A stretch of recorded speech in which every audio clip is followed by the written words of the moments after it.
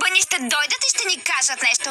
Не мисля, че ще ни кажат нещо умно. Момичета, каква е тази среща? Нещо има ли? Слушайте, Яна и Лейла, мълчете! Днес Бъни ще ни кажат нещо важно и много весело и позитивно. Напоследък имаше толкова много проблеми от Бъни, да не знам какво толкова положително може да се очаква от тях.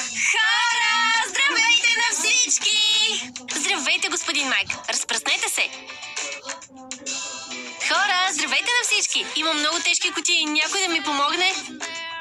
О, благодаря, Тимур. Знаем, че напоследък не ни харесвате много, но днес ще ви зарадваме. Така че днес имаме добри новини. След тази новина ще ни обичате и обожавате.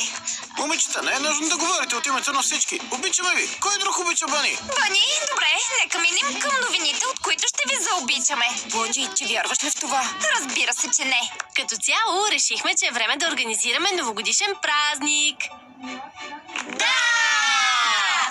Не, защо на Бъни са поставени такива задачи? Преди новогодишната ваканция има още много време. Цяла седмица. Коледните празници са страхотни. Хора, готино! Готино!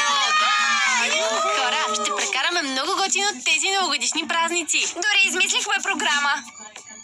Каква програма? Какви новогодишни празници? Не се разбрахме така.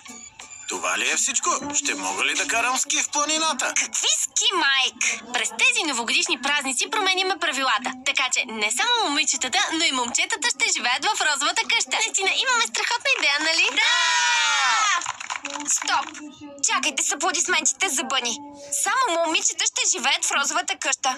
Господин Майк, тренер Аби, подкрепете ни. И според мен е добра идея. Отдавна не сме живеели в розовата къща. Да, защото живеем като учебници в синята къща. Супер, всичко е ясно. Бъни, ще говорим с вас по-късно. Майк, защо стоиш като в ступор? На мен лично ми харесва идеята. А на теб, Джордж, и аз харесвам тази идея. Освен това, хора, тъй като сега всички ще живеем заедно, имам още една идея. Нека напълним тези празни кутии с подаръци за приюта за изоставени животни. Някой може да постави топло одеяло